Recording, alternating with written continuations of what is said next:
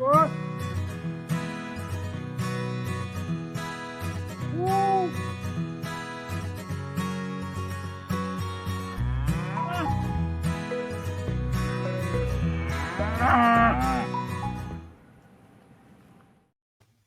Hello and welcome to our very first cattle chat, and happy June. We're so excited you're here. Welcome, welcome.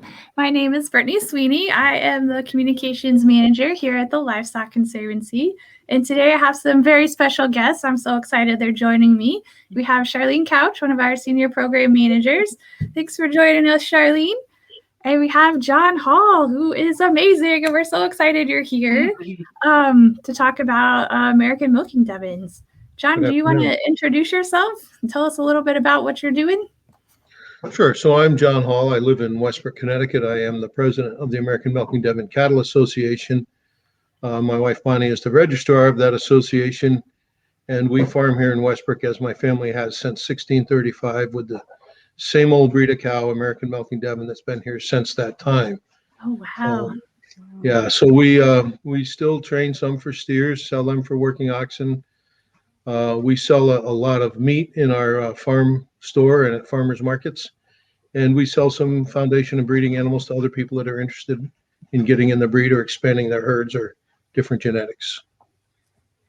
Wow, John, what a history. That's amazing. Yeah, so my family moved out of Boston when Boston became too crowded for them. Boston, keep in mind, was founded in 1630. They moved out in 1635. Too crowded, headed to the Connecticut colony, got a land grant, and we've been here ever since. I tell people they're probably too stupid or stubborn to go west, but having just returned from the west myself and spent a month out there, I kind of like it here, and I think that's what the mindset was. Yeah. So if my ancestors could see Boston today, I think they'd have a little different opinion than they had even then. That's right. Not much room for Devons there. No. Wow. Well, John, you as the president of the American Milking Devon Cattle Association are in a really unique position to talk about the history of the Livestock Conservancy sort of coming to be, and how that is associated with the American Milking Devon cow. Do you want to talk about that briefly? Right. Well, I could do a little more than briefly on it, but all right, go for it.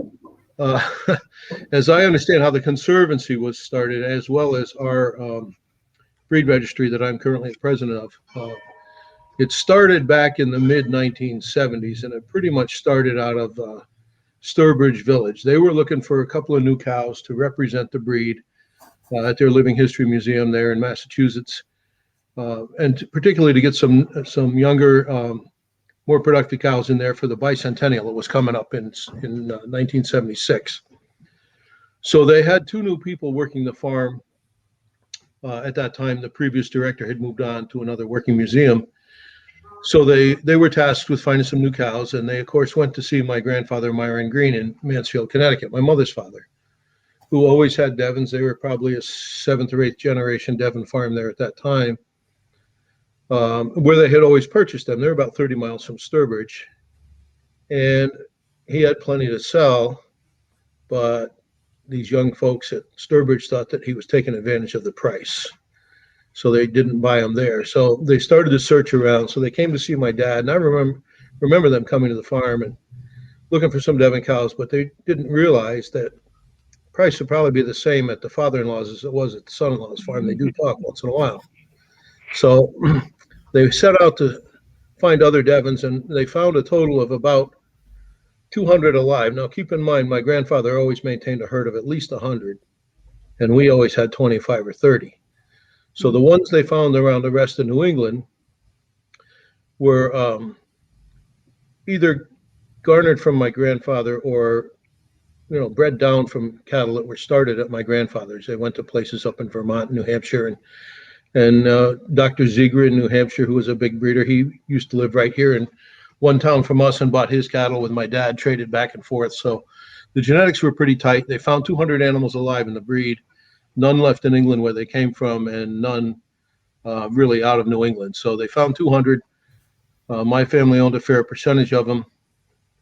So they thought it was time to do something to preserve them. So they started the New England Minor Breeds Conservancy. around somebody's kitchen table. And then they started the same year or the year after the breed registry, which has now grown into the American Milking Devon Cattle Association. Yeah, so the Livestock Conservancy traces its origins directly back to the Devons and that experience of not finding this That's rare breed exactly of why the cattle. Conservancy was started, was to preserve the Devon cow. Sure. So, yeah, yeah. And that was what, Well, 42 or 3 years ago? yeah, 43. 43, I think. 43. Yeah, Yep. yeah, man. So, just an introduction to the Devon cattle, John. What are they like? How would you describe them physically? What's their disposition like? Well, they're a medium-sized cow. They're ruby red in color. There can be variations of shades of the color, lighter, darker. They're horned cattle. They're called middle horn. They're not long horn, big horned, or they're not short horn like a Jersey or the American milking shorthorn.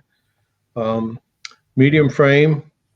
I like to think they're very docile, but we handle them and work with them from the day they're born until the day they leave the farm here. They're, handled quite a bit. I have seen Devons that were not handled that can be a little ornery, and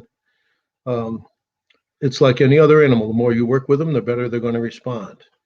Yeah, yeah. So they'd be a good fit then for small farms and milking operations. Is that right? That's exactly why they were brought here from England.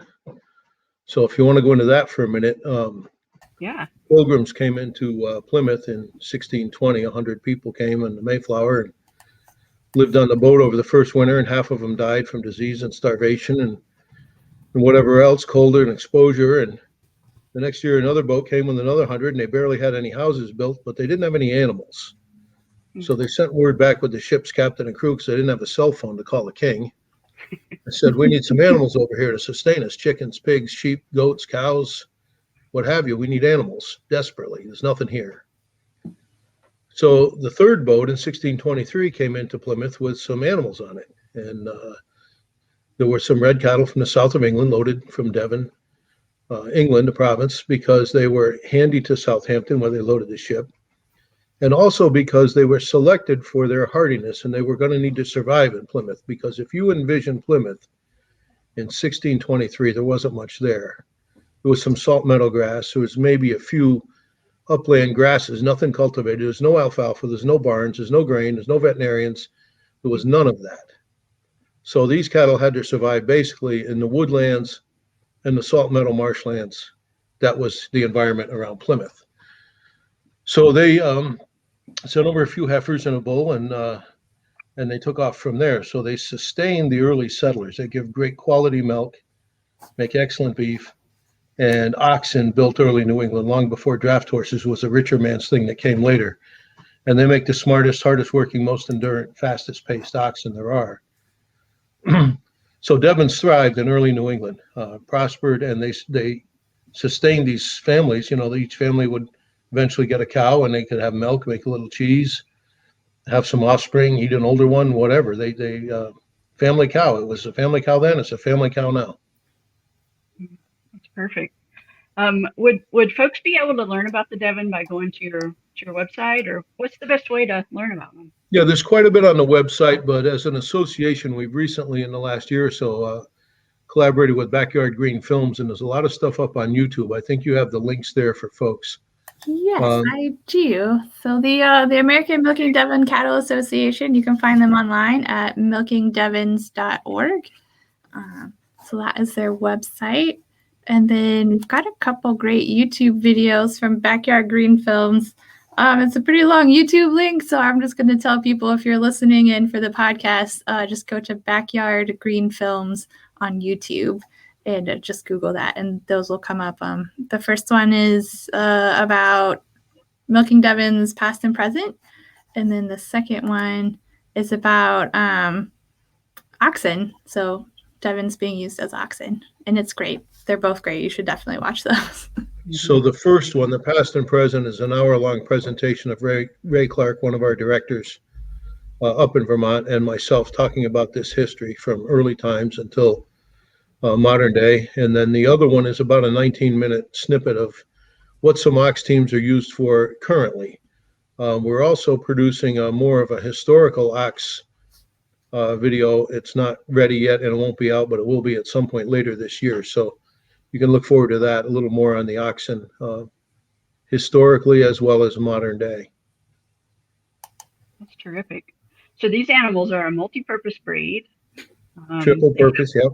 Triple purpose, yeah. They fit well into a lot of spaces. So, John, would you talk about the qualities of the meat and milk then? So the meat and milk, so we've done some studies, and those are available on the website. You can look at with the University of Utah in collaboration with the Livestock Conservancy. So the milk is shown to be higher in CLAs and omega-3s than the normal dairy. And the meat, we haven't done too much for meat samples. I sent a meat sample, someone else did, and I don't want to say too much about that until we have some more comparison, some more sample work done, which the association is currently in the process of scouting up some money to pay for some of the sampling and analysis. But the milk is rich milk. I grew up on it, raw milk right from the cow, and we feed a lot of it to our feeder pigs. We have feeder pigs here that we fatten and use in our meat sales at the farm and at markets. So, and the meat, I mean, we sell the meat. We only feed our Devons grass and hay. We don't feed any grain. So when we butcher and process, we grind the whole animal, because I don't want people to overcook a grass-fed Devon steak and complain to me about it. It was tough. So we sell everything in the hamburger form. We get $14 a pound for it, and we can't keep it in the freezer. People have to understand that, you know, we have about 70 head here. We process maybe 10 to 12 a year. And when it's gone, it's gone. They have to wait till the next one comes. Wow. So we sell a lot of meat, but, and you know, Devons are slower growing. You're not going to take them to the slaughterhouse at a year and a half like they do out west at a feedlot. You know, you're gonna have to wait a little longer till they get a little more size on them, so you get the yield out of them. Right, and that good flavor. Yeah. Well, the flavor's the same no matter how old they are, and it seems the older they get, the more impressive the flavor is. Mm. Awesome. So you guys on your own farm, you do an awful lot of meat sales locally. For folks who want to maybe venture into that, what are some basics on how people could get linked into a market like you've developed for Devon meat?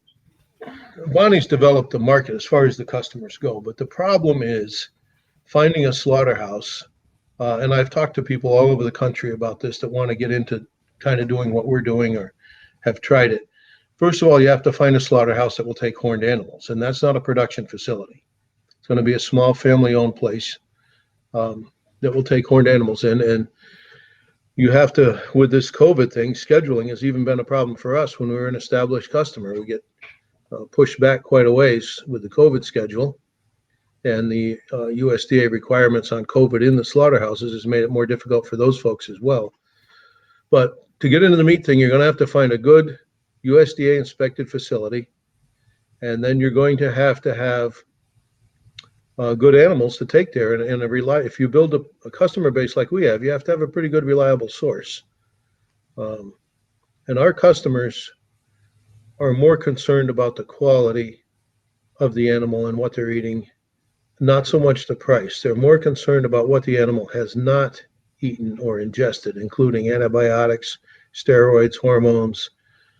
And people ask us all the time, are you certified organic? Are you certified this or that? No, we're not. But we invite you to come to the farm when we're open on a Saturday, take a look around. You'll see the same cows eating the same grass that they have for almost 400 years here. And nothing's changed except now we have tractors and electricity. So, you know, we're not going to get certified organic or anything because we haven't changed any practices. Right. Wow. Sounds pretty organic to me. Yes. All right. Well, what about do you guys do any dairy at your place, or? No, only we milk some of the cows to feed our feeder pigs a little milk each morning, and we raise the calves on the rest. I'm not a dairy facility. That's another whole ball game to get into, and we haven't done that here.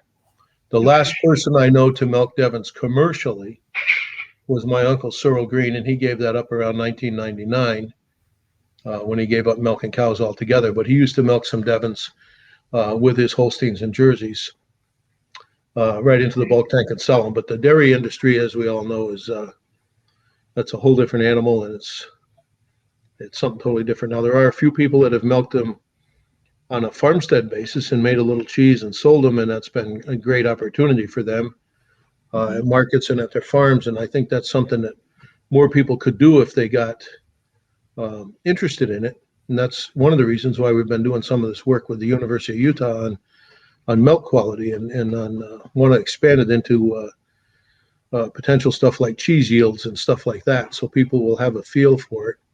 If they want to get into it, they'll know what to expect. Right. Yeah, I hear cheese is a fair amount of preparation and work, but the price per pound that you can get for Devon cheese is yeah, it's up there. Yeah. Yeah, pretty lucrative. You kind of alluded to this. The genetics of Devons are obviously different than Holsteins. So what makes them important genetically? Could you talk about that? Well, there's some different schools of thought on that, but the way I look at it is what they came here initially for. They can survive where a Holstein would die. If you put a Holstein out in some of our pastures and fed it what we feed, it wouldn't live too long. You know, they need higher quality feed. They need a lot of grain. They need gallons and gallons of water, which a Devon doesn't require. They need constant veterinary care and you know, things like that, where a Devon is pretty hardy. It's not quite a deer, but could be competitive with one as far as living in the environment. Wow. So I think the genetics are important that way. That's why we've worked so hard to keep our genetics clean, if you will, you know, purebred. And the association likes to make sure that all the animals that it registers are purebred as best we can, because the genetics are important. These animals are a little different than most of the other cattle that you see, particularly dairy cattle. Mm-hmm. Yeah, that's one of the things that we find really, you know, that's the reason we're here, I guess. What we find important is that these are some really hardy old genetics that have stood the test of time. And you know, our world is based on some animals that are really highly selected and highly productive, and yet having those genetics in the bank is really important. Some of the old herd books and old reference books that I have and I've read through even from the 1800s in England and the United States say that the Devon is a pure genetic animal that has not been able to be improved upon. So that was the opinion of some of the old timers, you know, 150 years ago. Yeah, that's high praise. All right. Well, do you have any questions yet, Brittany? Yeah, I think we've got a couple shout outs. Let's see. Hi, Ivan. Thanks for joining us today. We're glad you're here. Ivan says he's finding really interesting history of milking Devons, and he's going to check out the YouTube videos. So thanks for checking those out. Hi, Lindsay. Thanks for joining us today. We're glad you're here. She says this video is super good. We agree, but we might be biased. Hi, Jean. Thanks for joining us today. Jean says, what about your process prevents your animals from being certified organic? Well, to be certified organic, you have to have someone come to your farm and certify that your practices have been organic for a minimum of 3 years, and you have to produce all the records and everything like that and pay a fee for that. And I'm just not interested in doing that. I mean, I'm not going to pay money to somebody to certify me to do what we've done here for generations. I don't see the need in it. You know, in a supermarket, sure, the organic label, when customers are shopping, they may or may not weigh that. Some of the organic has been a little bit, twisted or moved off the original intent. I was talking to someone at the Conservancy lunch we had down in Mount Vernon about that recently, and there's looking to make another category beyond organic. So I just personally don't want to pay to have someone certify me to what I've been doing for generations. That I makes sense. mean, I could be certified organic probably in a few days if I wanted to go that route, but I don't care about that. Thanks for that great question. Hi, Roy. Thanks for joining us today. We're glad you're here. Roy says hello from Dirty Hands Farm. Hi, Roy. Let's see. Ivan's got a question. Ivan wants to know, how would the meat compare to Belted Galway, Dexter, Highland, and South Pole cattle? Well, Belted Galloway, a friend of mine raised those. They're and he fed a lot of grain, so they're got a lot more marbling and a lot more fat in them. You could get a Devon that fat if you fed it a bunch of grain. I don't care to, because our customers again want to know that they're grass fed or hay fed. We make thousands of bales of hay to store in the barn so our cows can live through the winter. Dexters and Highlands, I don't have too much experience with them as far as the meat goes, as well as South Poles. But Devon beef compares, if you look back, like I was talking about before, in some books from the 1800s I have, Devons in England, when they went to the auction house, were reserved. Buyers bought them and paid a premium to go into London, into the cities, and into the richer markets. And the other beef went for the Royal Navy, a lot of Navy. The British Navy required tons of salted or jerked in barrels, and so it would last on their ships. But Devons were always historically the highest paid animal at a livestock auction back then in England. All right. Great question. Thanks, Ivan. Hi, Randy. Thanks for joining us today. We're glad you're here. Randy says, what's the average milk production per cow?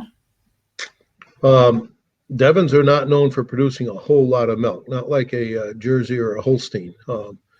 Quantity is going to be a lot lower. You can get anywhere from 2 to 5 gallons a day out of an average Devon. Some produce a little more. If you look at DHIA, there's very few of them who've been in that program, but ones that have are somewhere between 9 and 11,000 pounds per year, to give you an idea if you're into DHI comparisons. But that's why they became almost extinct and so rare, because after World War II changed all of agriculture in the whole United States. Before that, it was small family farms, neighborhood food sourcing, and so on. After World War II, you had big production agriculture come into play to feed a growing America. The troops came back. They didn't go to the small farm that were milking 10, 12 cows. So the milk production you had to, if you were milking, get bigger. You went to 50 or 60 or even maybe 100 cows in the 40s. That was a big herd in New England, particularly then. And you milked animals that gave you a lot more volume of milk. So the Devon was not selected for that. And that's one of the reasons they disappeared from dairy farms quickly after World War II. The same with beef. They started doing a lot of concentrated feedlots out west. You had to feed beef to the growing America. With the Devon, they're slower growing. You're not going to have them in feedlots. And that's, that was a strike against them as far as the beef production. And oxen went west with covered wagons. And with the advent of tractors after World War II, nobody used oxen. So these animals disappeared so rapidly that by 1947, my dad was in search of a bull and was pretty disconcerted. He couldn't find one anywhere locally here and had to travel for him. It was an epic voyage to go an hour and a half to find one at Mr. Green's. And that's how my parents met, actually, when he bought a bull calf up there. But these animals disappeared rapidly from 1945 on, so that they were in the 70s down to 200 animals from thousands. I mean, there's a picture of the Danbury, Connecticut State Fair in 1900 with 100 pair of Devon oxen at the fair on display in a photograph. That means you had 200 castrated males assembled at a fair where they had to walk to. There were no trucks or trailers to get them there.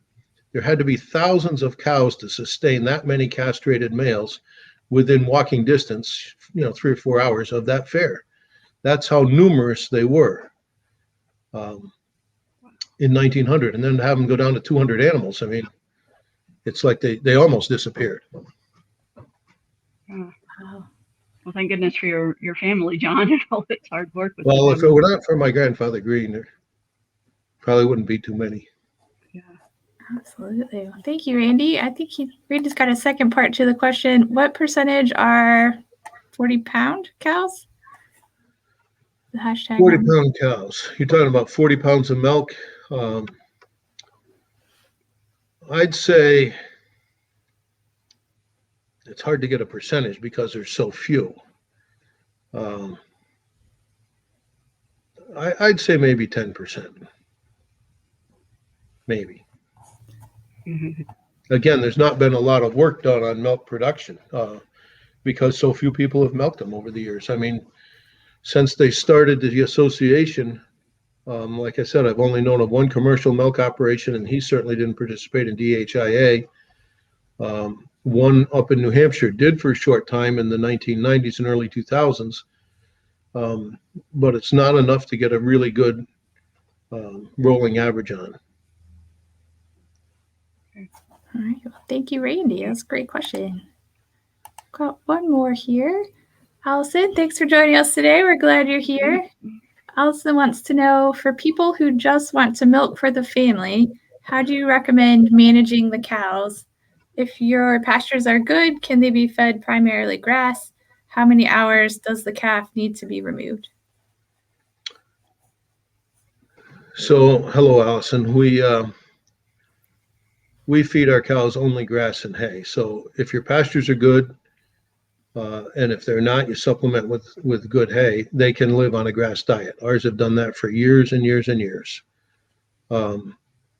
Removing the calf, if you're going to milk the cow at all for the family, you have to separate the cow from the calf. If you let the calf run with the cow, you're never going to get any milk because the calf is the most efficient milking machine ever invented.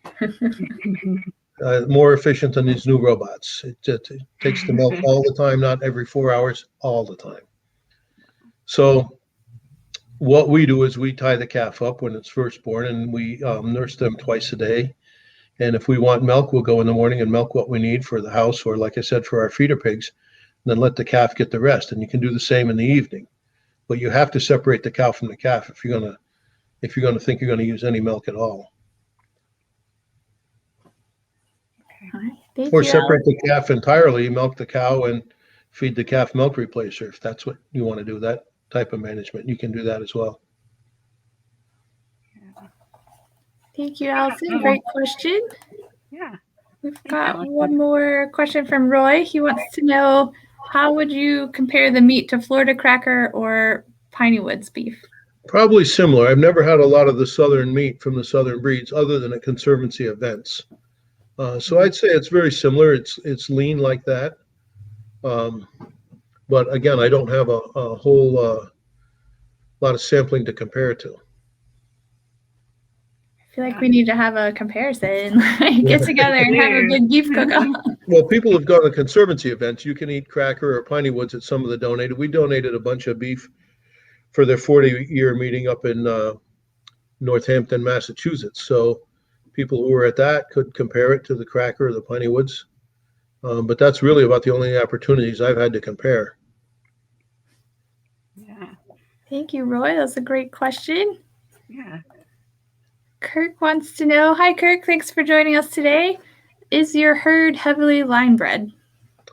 Less than it's ever been. If you can imagine in the 1970s, when there were 200 animals, it was a major feat. If we found a young bull at my grandfather's place that was 2 generations removed from what we had in the barn, and there wasn't there were no other choices. So, I mean, back then it was line bred. We have 1 or 2 breeders today who are line breeding because they like the results. Devons are capable of doing that, very well capable of that. But no, we try to get a new bull that's, as far removed as we can every 3 or 4 years in here. And we've been in that practice for the last 30 years, I guess, since we've had a little more options and the general herd population has started to grow. But that was a challenge years ago. Yes. Something 2 generations away was a good find. Wow. Yeah. Well, thank you, Kurt. Yeah, sort of a shout out to the Devon breeders out there. We worked with the association to do some genetic studies, and Devons are doing all right genetically. They, inbreeding can be an issue, and the diversity appears to be pretty solid for Well, Devon cattle. a couple of things, Charlene. We started back in the early 2000s a semen bank. As you know, then we had a few bulls in there where people could buy certified or pedigreed semen and have pedigreed offspring and continue to breed Devons and not get too heavily line bred. And I think that's done wonders for the general herd population, having that semen bank where people can get some genetics that are, a little further removed than what they have in the barn or what another breeder in their area may have, or breeding to some other breed. It's been very valuable asset. And, we've worked together to expand that semen bank in the last couple of years, and we're continuing to look at options for expanding when we see something that we like to put in there. Good. Well, I want to ask a question. Some folks may be wondering, the breed, you talk a lot about being in the northeast part of the United States. If I live in California, could I find Devons, and would they do well there? Sure. So my wife and I just took the month of April mostly off and went west to see some national parks. And we also visited with a number of Devon breeders along the way. We stopped at some in Missouri. We stopped at some in Colorado, South Dakota. We saw some Devons even in Utah, southwest Utah of all places. And everywhere we saw them, they looked good. They were thriving, different management styles at every place we went, and that's okay. However you want to manage them, they'll adapt to different management styles. It was great, to get out there and see them across the country like that. And we've seen them down in the Carolinas. They're in Texas. They're spread all over the country. We have some herds now out, and one breeder who's been very active for quite a while out in Western Washington State. So they're adaptive to just about any environment and management styles. They're hardy. That's, again, what they were selected to come to the United States for. That's right. I talked to Ray Clark, who is he is a longtime breeder and a member of your board, and he said Devon cattle can get fat standing on bare rock. His saying is they get fat on a flat rock, and you can't kill them with an axe. That's right. That's Ray's line. Yep. That's an impressive cow there. So if folks are looking for cattle, I mean, obviously this is a critically endangered breed, so they're everywhere, but they're also thin on the ground. How would they find cattle? Well, we have on our website, the Devon website, for sale pages, where various animals are listed by our members for sale. There's also a breeder page on there where our members are listed by state. So if there's someone in your area, your neck of the woods, you could contact them and see if they had something for sale, even if there isn't something on the for sale page. Most breeders that are enthusiastic about Devons will help a newbie along and sell them an animal or two to get them started. I mean, we've sold foundation animals as far west as Illinois. Back in the 60s, my dad sold the first two heifers down to Accokeek, the National Colonial Farm. Their foundation animals, and they're still going with the herd. They're right directly across the river from Mount Vernon. That's where a lot of the animals down in that area trade around between Mount Vernon and Accokeek and Williamsburg. Williamsburg bought their foundation animals from my uncle. They just celebrated last year, I think it was 30 years of heritage animals on their property. So yeah, there's people out there that are more than willing to help you get started. Well, that's terrific. Yeah, mentorship, I think, is something folks really value when they're first starting out. So any one of our directors is available by phone most evenings to sit and talk. Some will talk a lot longer than others to mentor you. Yeah. Well, gosh, I just had another question and it left my mind. Do we have any more questions, Brittany? Let's see. It doesn't look like we have any more questions, but John, you sent some photos over. Do you want to talk about some of those? Sure. Let's see. That's just a shot of our barn from the street.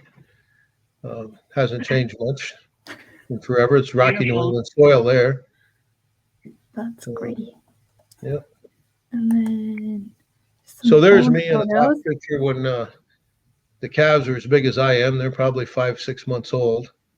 And the middle section is a fair here in Connecticut, Hamburg Fair, where I'm showing them in the ring. And the bottom picture is my dad and myself. We were prepping a double team for the fair in Guilford, Connecticut. And you take those to the fair today, and even back in the early 60s when this was taken, late 50s, early 60s, when these animals were already rare, it made quite an impression. And a lot of people would ask my dad, are those calves broke? Are they trained? He goes, well, look, the kid can drive them.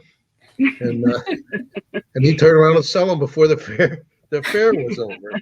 I mean, that was his marketing ploy. You get the little kid in there to handle a pair of calves like that, and zoom, they were sold right away, already trained. We spend hours training. My dad was spent a lot of time making bows and yokes for various oxen people around too. I mean, when I was a kid, we bent, I don't know how many bows after bows for small yokes, large yokes, and he would make yokes for people that needed them.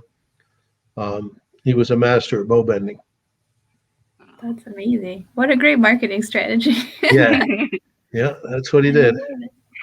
Looks like we've got some more. I'm a little older there. I'm 10 years old there, and that was blue ribbons I won with that pair at the fair. They're pulling a little cart too. We always had a little cart, and we still do. Bonnie trained a pair this last year. A lot of people saw them on Facebook. Same thing. You train them on a little cart. They get used to a pole. They get used to a chain. And as they grow up, they make excellent oxen. But you got to start when they're this age. That's great. I think you've got one more. That was taken a couple of weeks ago at Mount Vernon. That's Bonnie and I with Steve, the guy with the beard, one of the Mount Vernon livestock managers, and we've been encouraging him for a couple of years to get a team going, and he finally has. They're a year and a half old, and he's got them going pretty good. He's got halters on them. There's been a lot of comments on that about why he's got halters on and why he should or shouldn't. But, at an event like Mount Vernon, when there was 500-600 people there, I think halters was a good safety issue to have available. I mean, Devons can get spooked and spooked quite easily. So I think he was doing an excellent job there. Yeah. That was at the stamp unveiling. Right. What a fun event. That's great. That was. Yeah. Yeah. While we're on that topic, John, you guys were really nationally recognized at the stamp event. Do you want to talk about that at all? As what, the Devons? Yeah, the Devons. Yeah. So yeah, I mean, those were stamps, and you folks at the Conservancy were behind us more than anybody, I think, with the post office, and they unveiled 10 stamps of rare heritage breeds of livestock, and the Devon cow was one of them featured, and the Mammoth Jack, and there were mostly animals too. That was very interesting why they had it at Mount Vernon. That Washington would have had at Mount Vernon when he was living there and running the place as a farm, and he was an innovative, cutting-edge farmer in his day too. So he had Devons there, he had Devon oxen there, and Devon cows, and it was great, and it's great to see him on the stamp. Yeah. That's the big time. You guys are at the big time. Absolutely. Yeah. Well, it looks like we got time for a few more questions. Let's see. Hi, Ryan. Thanks for joining us today. Ryan says that's why we raise Lincolnshire Reds. I think it's because they're critically rare. Write us back, Ryan. Let us know. Kirk says the Oregon pioneers and Mormon pioneers used Devon to pull wagons west in the 1840s through the 1860s. Well, they sure did. So like I said, we just went west for a month, and we visited with the Johnsons. They've been longtime Devon breeders and ox trainers just south of Denver. They're now retiring from Devon Cattle, but Raleigh and his wife Paula are experts on the Oregon Trail, basically. And so they told us where to go and what to see. So Bonnie and I went into Nebraska and picked up some of the Oregon Trail along the North Platte River at Chimney Rock, and we went by Independence Rock, and we went to Guernsey, Wyoming. And Guernsey is where the trail converged at one point to cross the ledge, and the wagon tracks are 5 feet deep in the ledge. That's how many animals went through there in those 20 years or so. But Raleigh will tell you that out of Omaha, where the rail ended and the pioneers started west with the wagons, sometimes 5,000 animals a day went west out of Omaha.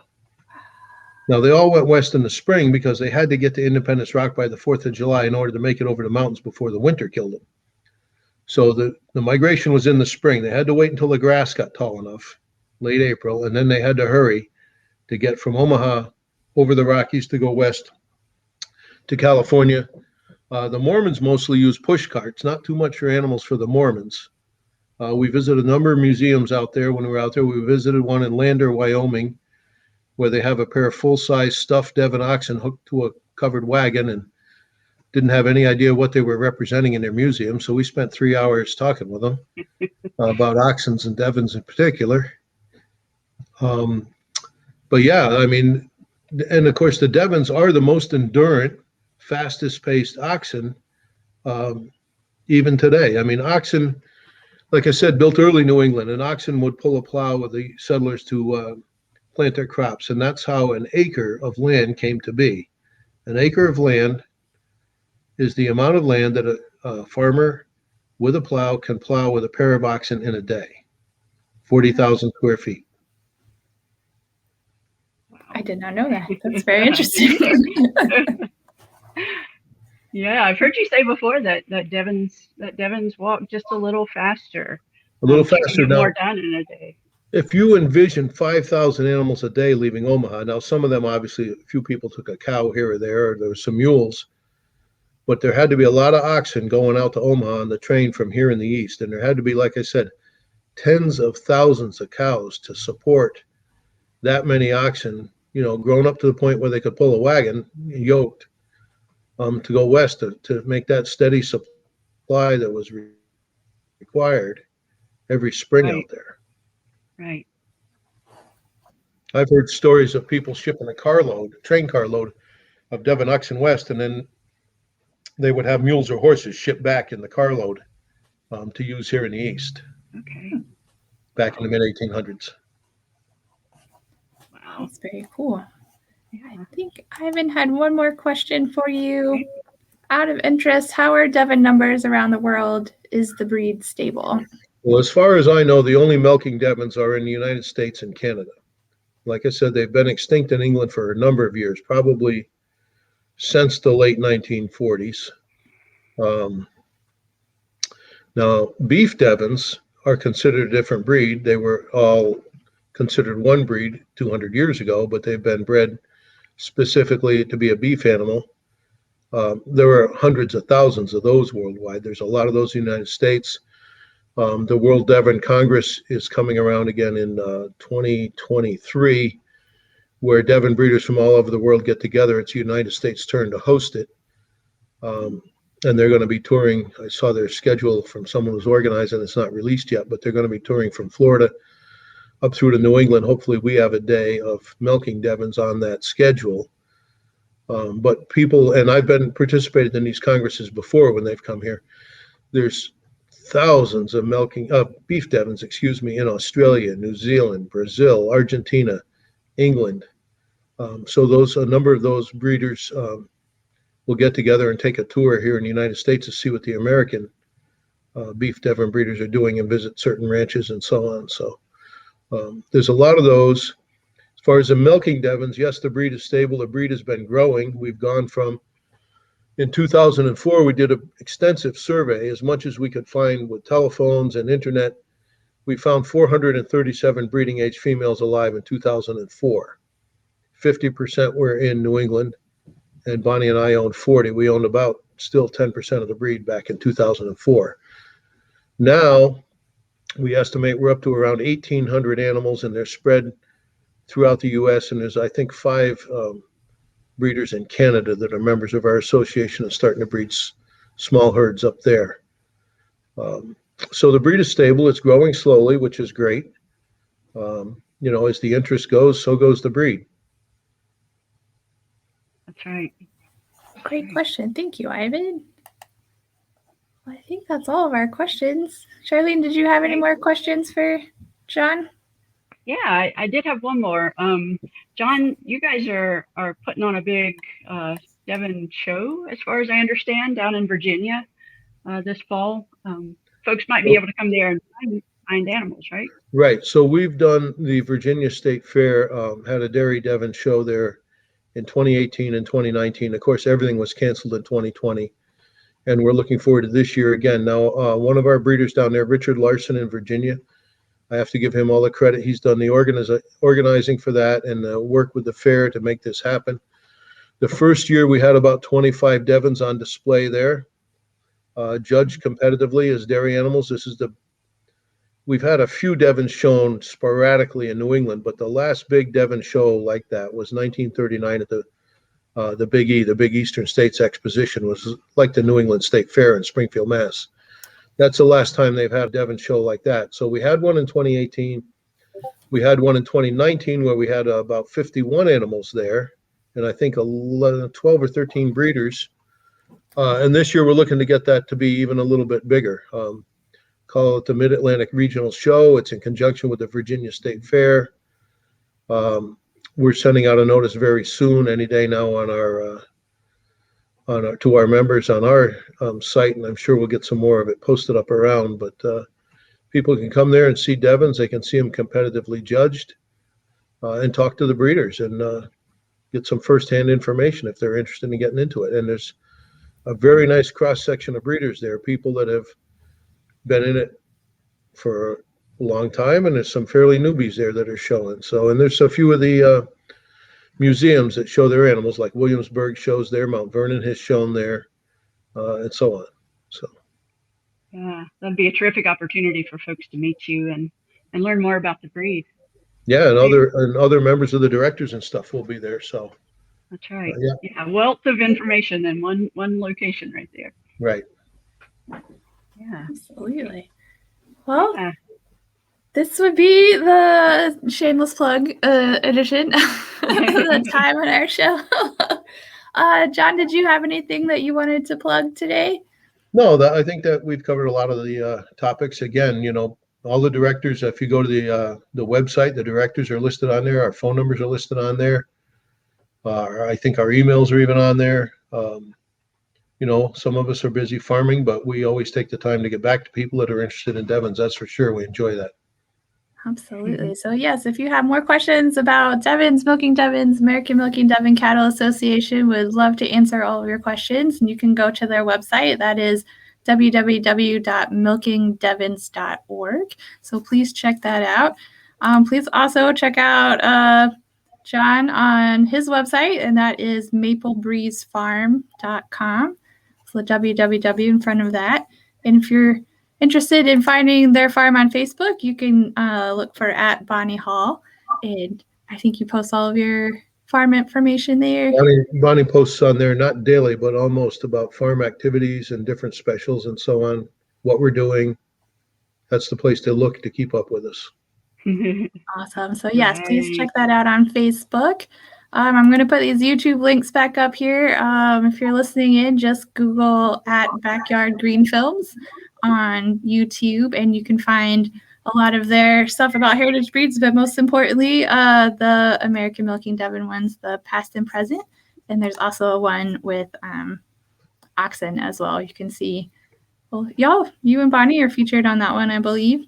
And, oh yeah, we're in there, as well as some others. A number of those oxen in there were born and bred here, but it's a good idea of what oxen are being used for today. There's some people in there that use them just for competitive weight pulling here in New England. There's other people that use them for logging, and the Johnsons used them for show wagons and movies and so on. And we're trying to get as much of this out there on the internet as we can. It's a great teaching tool. Absolutely. That's great. I love it. All sorts of jobs for the Devons. That's perfect. I just want to send a shout out and a thank you to all of our members. Thank you for making programs like Cattle Chats possible and this great conversation with John today. So thank you. And if you're not a member, please become one, or let us know that you're interested, or reach out, send us a Facebook message or an email. You can go to our website here. That's livestockconservancy.org. And we'd love to tell you more about all those benefits and all the ways we can get you involved to help save critical breeds like the American Milking Devon. If you are not interested in a one-time donation, we can also hook you up for $4 a month. That's $4. I spend more on coffee every day. I drink a lot of coffee. But we can hook you up as a conservation champion, and that does make a difference to people raising all of these amazing breeds. And I think that is it for me. Charlene, is there anything else that you wanted to say? I just wanted to thank John. John, I've really enjoyed working with you, and I really appreciate you being here today, because I can't say enough about the work you're doing, and your family's been in it for forever. And I love how you continue to convey the message about how important these animals are, and you get them out there in front of people. Well, that's what we need to do if you're going to keep the breed alive and growing. That's right. That's right. Well, thank you so much. Oh, thank you. Thank you for having me. Yeah. Thank you, John, and thank you everybody for watching. We hope you'll be back next week. We'll be live on Wednesday for a Woolly Wednesday with Sindra. Please tune in. We got a super special announcement we can't wait to talk about, so we hope that you'll be back. Have a great week, everybody. Bye. Take care.